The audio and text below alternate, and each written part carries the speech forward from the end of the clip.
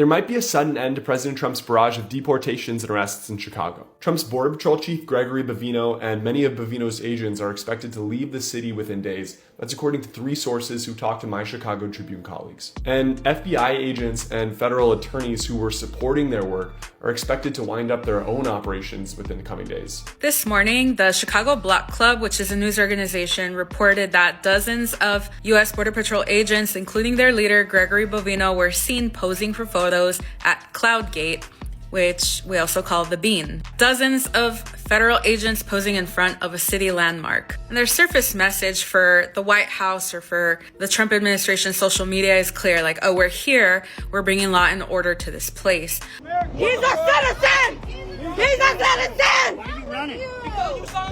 He's a citizen! This is the moment federal agents held a 19-year-old man to the ground outside a Chicago convenience store. I'm telling them I'm a U.S. citizen. I'm here. I'm legal. I'm born here. So they didn't try to hear none of that, though. The video was filmed after a Border Patrol vehicle collided with an SUV during an immigration enforcement operation. Greg Bovino allegedly told the court that this is his effing blank city. No, Greg, it's not. The city belongs to Chicagoans. What up, my beautiful black people? Welcome to Black People Politics Network.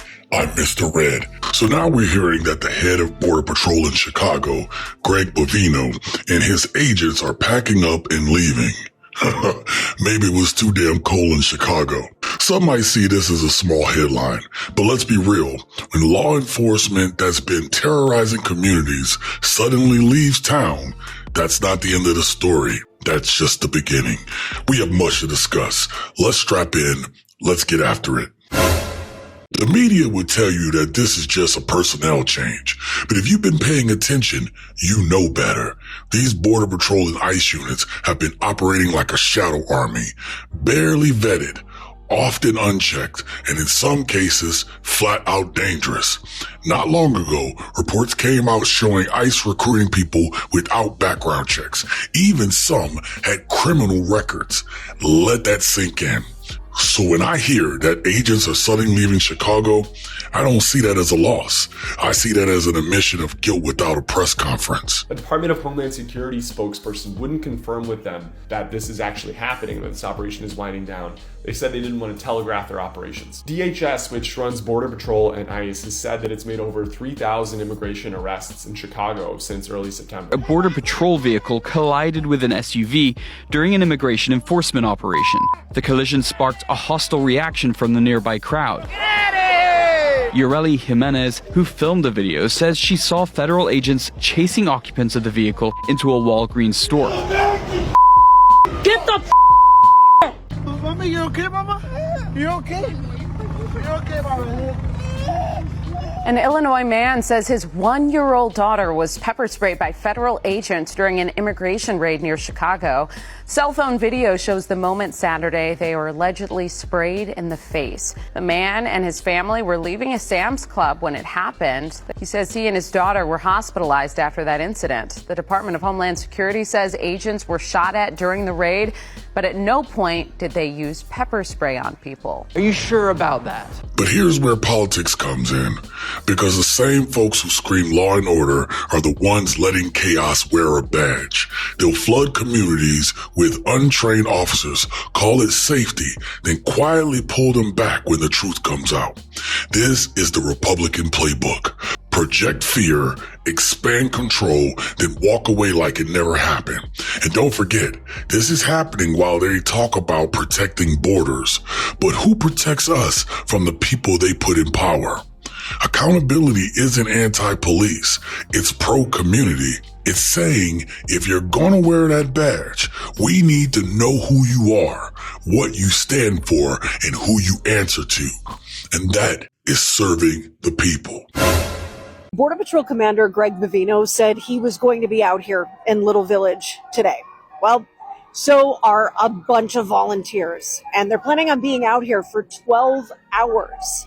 Volunteers are out here with whistles, ready with their cell phones to record any ICE activity. They started at 6 o'clock in the morning on Tuesday. This is coming after Border Patrol Commander Greg Bovino responded to Governor Pritzker's tweet about federal agents taking what appeared to be a photo op at the Bean At the end of the post, he called on the governor to join them here in Little Village today. Chicago, we don't want you here. We don't want you here. Chicago doesn't need you. Get the hell out of Chicago. Media spectacles about immigration, specifically immigration enforcement, aren't just meant to report. They're meant to shape the narrative and shape how we all of us, feel about what's happening. These media spectacles shape how we feel, what we fear, and understand who's being watched and who's not. Post image of federal agents at a very well-known public monument isn't just about operations. This is about optics and public opinion. Your agents have broken laws. They have acted with impunity. But at the end of the day, we will hold you accountable for the crimes you have committed against our people. Ripping a teacher out of a daycare just further proves that this operation has nothing to do with the, quote, worst of the worst. And then I saw the teacher being dragged out and into the car. So immediately, obviously, I knew it must have been ICE. This lady, one of the many parents trying to drop off a child this morning at the Raito de Sol daycare along Addison, met instead with the sound of screaming.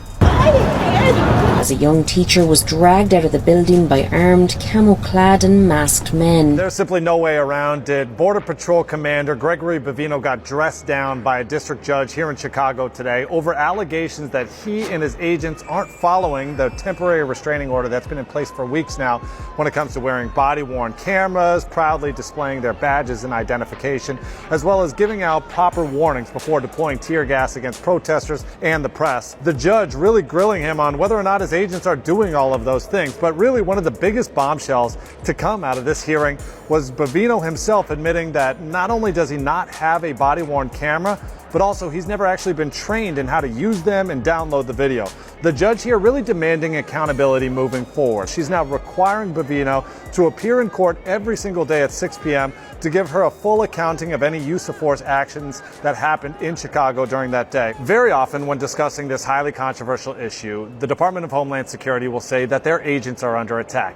And often the counter argument is, show us the proof. Where's the evidence, the video that you might have? Well, here's one example that DHS is now sharing from last week in Little Village, Chicago, a neighborhood known for its large Hispanic community. DHS says this is proof that rioters began attacking federal agents, boxing them in, and throwing rocks and fireworks at them. This is the incident where Bovino was caught on camera launching a tear gas canister toward the crowd. Today, the judge made it clear that moving forward, if agents plan on deploying tear gas, well, then they have to give clear, specific commands to the crowd, telling them that they're about to actually deploy tear gas to give them enough time to leave the scene if they want to. Because at the end of the day, you can't say you're protecting democracy if your enforcers don't even believe in it. So yeah, maybe Border Patrol is leaving Chicago, but we're not going to let our guard down. We're watching who replaces them, who funds them, and what their mission really is.